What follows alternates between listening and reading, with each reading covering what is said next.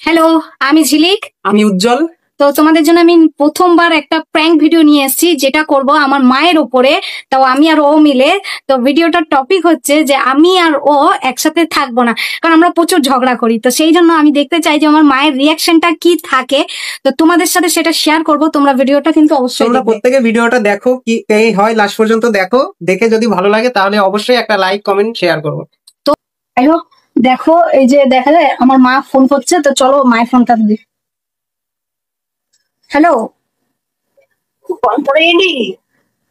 কোনো তো খোঁজ খবর থাকবে না, না কি হচ্ছে না হচ্ছে কোনো কিছু। কখন আসবে? কখন আসবে? কখন আসবে? আসবে না আসবে না কি করবে? আসবে? কখন আসবে? এই তো। ঠিক আছে, রাখো। কেন, কি হয়েছে? ঠিক আছে, রাখো। তোমরা দেখতে পেলে লিটারালি মায়ের সাথে কথা হয়ে গেছে। এখন ওই যে দেখছে এই জায়গাটায় আমাদের স্ট্যান্ড রিং লাইট রয়েছে। তো এখানটাতেই ফোন সেট করবো। আমার মায়ের মাথায় অতটা ধারণাও আসবে না যে মায়ের সাথে কি হতে চলছে, মিনস প্র্যাঙ্ক হতে চলছে। মা এটা কখনোই বুঝতে পারবে না।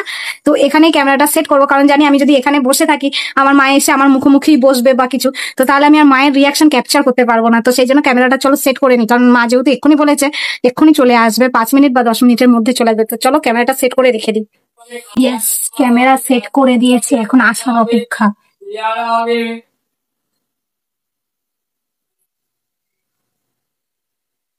रुको जरा, सबर करो। बोला धक्का मुक्की नहीं करने।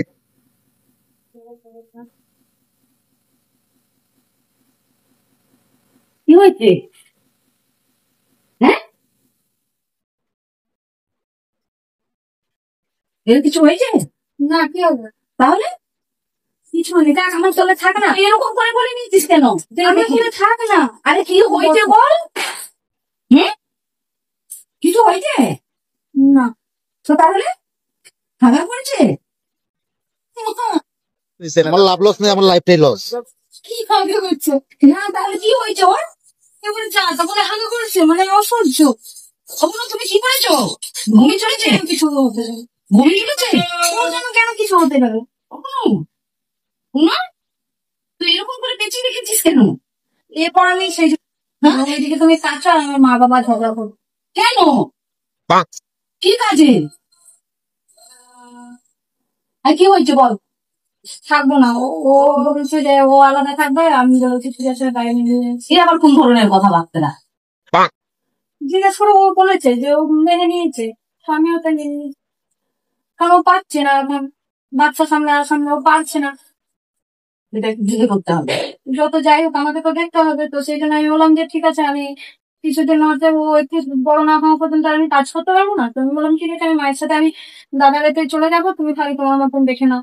ও তাতে রাজি হয়ে গেছে। কেন এই কথাটা হঠাৎ করে আসছে কেন? হয়েছে কিছু ব্যাপার নেই, ঝগড়া হয়েছে। যখন বলছিস এই কথাটাও এইসব টাকা পয়সা এইসব নিয়ে পরিস্থিতি তো তোমাকে বলেছি। হ্যাঁ, আমি তো সেটাও বললাম যে তুমি যখন বিয়েটা করেছো তখন তো আমার পরিস্থিতিটা দেখেই এসছো না। আমার লাভ লস নেই, আমার লাইফটাই লস।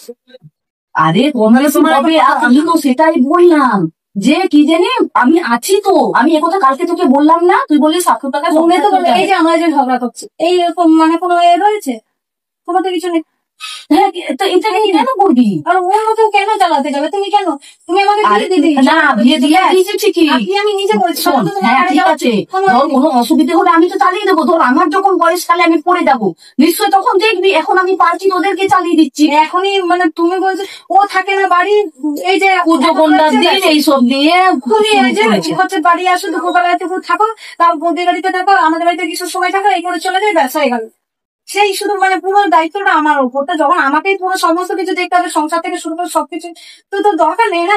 ওটা ও বলেছে সেটাই মেনে নি, আবার কি? যাও, তোমাদের যেটা ভালো লাগে সেটা করো। তুমি কি বলবো? কি? হ্যাঁ, আরে আজকে এরকম করছিস, কালকে ঠিক হয়ে যাবে, কোনো চিন্তা করিস না। এরকম হয়, সংসার থাকা মাত্রেই এরকম হয়। তোর কাছে হাত পাতেই না কৃষ্ণা, তুই মাকে বলবি, মা তো আর কাউকে বলবি না। আমি তো সেইটা করি না যে আমি না খেতে থাকলেও আমি কারোর কাছে হাত না তুই অন্য কাউকে না বলিস, না বলবি। দেখাবে সেই কারণে আমি কারোর কাছেই বলি না। আর সেটা বলার কোনো দরকার নেই, কিন্তু আমি তো কাউকে বলবো না। আমি তো এইটুকু তোদেরকে করতে পারি। ছেলে মানুষ, ও করবে, ওর দায়িত্ব এটা। সবসময় সবকিছুটা হয় না, চেষ্টা করলেও হয়ে ওঠে না। আরো চেষ্টা করতে লাগবে। ওরে যে আসো তো চল। হ্যাঁ এই একটা ফুটফুটে সুন্দর মেয়েকে দেখে তোরা ঝগড়া করছিস। আমার তো আমি তো আমার মেয়েকে করে রাখবো, ও বলছে চলে যেতে, তো চলে যাবো। कैसा लगा मेरा मजाक?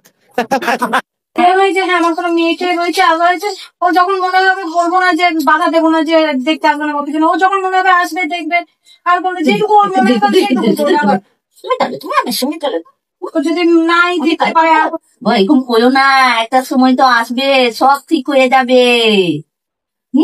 তাই না? একটা সময় তো আসবে, তো সমস্যাটা কোথায় আমি বলতে এইসব নিয়ে না, না, সমস্যা তোদের- হয়েছে, এইসব নিয়ে কথা কাটাকাটি চলছে, তোদের তো তাই সমস্যাটা হচ্ছে। এই হচ্ছে যে একে নিয়ে কাজকর্ম করতে পারছিস না, সেটা কাজকর্ম করতে পারছি না, নয় তাহলে হচ্ছে এখন যে পরিস্থিতিটা দাঁড়িয়েছে, শাশুড়ি মুখে ও আমার সন্তান, ওকে আমাকে দেখতেই হ্যাঁ, হবে, না, তো এইটা কোনো ব্যাপার না। এ ছাড়া বাইদাবে আমাদের খাওয়া পড়া এই সব লাইফস্টাইল মেনটেন এই সমস্ত হ্যাঁ কিছু ঠিক নিয়ে আছে। এবার এটা হয়ে উঠছে না, লোনটা শোধ হয়ে যাক, আর লোন নিবি না, তাহলে তো আর তা হচ্ছে না, ওখানে অতগুলো পয়সা দিতে হচ্ছে না। তাহলে ওই পয়সা যদি তোদের সংসারে বেরিয়ে আসে তাহলে তার কোনো সমস্যা হচ্ছে না, যেহেতু মাস গেলে ওখানে অত পয়সা ডোনেশন চলে যাচ্ছে, মানে লোনে দিয়ে দিতে হচ্ছে, সেই জন্য সমস্যা হয়ে যাচ্ছে। আর দুটো মাস একটু কষ্ট সষ্ট হয়ে গেলে ওই পয়সাটা তোদের এদিকে চলে ও আসছে। তাও হবে না। এর আগে প্রায় এটা নিয়ে 6টা বছর হতে যাচ্ছে, এর আগে তো এদিকে যখন ভাড়া ছিলাম তখন তো লোন টোন ছিল না, তখন কি ঝামেলা তখন হয়নি? তাহলে শাড়ি থাকবে, আমি যে চেষ্টা করছি না সেটা তো না, আমি তো চেষ্টা শাড়ি করছি, থাকবে, আমি কি কম পরিশ্রম করি না? ওরকম একটুখানি চেষ্টা করলে কিছু এইটুখানি কি হবে। করবো, কি করবো? ওইটুকু চেষ্টাতে কিছু দিনটা 24 ঘন্টায় তো পরিশ্রম করি। এটা কোনো ঝগড়া? আমি তো কিছু মানে মাথা পোতা খুঁজে পাচ্ছি না, মানে কি বলবো, নাকি কোথা থেকে ভিডিও হচ্ছে? মাম্মা, এ মাম্মা, আমরা প্ল্যান করছিলাম। আচ্ছা, আমি বুঝে গেছি যে নিশ্চয়ই কোনো ভিডিও হয়েছি। না, সত্যি আমি বুঝতে পারছি, আমাদের লোকজন যখন দাঁড়িয়ে গেছে যে ভিডিও ওটা ভালো দেখে আসলাম, এই যে সমস্যা কোটি টাকার মাকে রেখে আমার মায়ের চোখে জল চলে এসছে, আমার মা প্রায় কাঁদতেই যেত, বাকি শেষে ফেলেছে। এই দেখো চোখে জল চলে এসছে আমার মায়ের।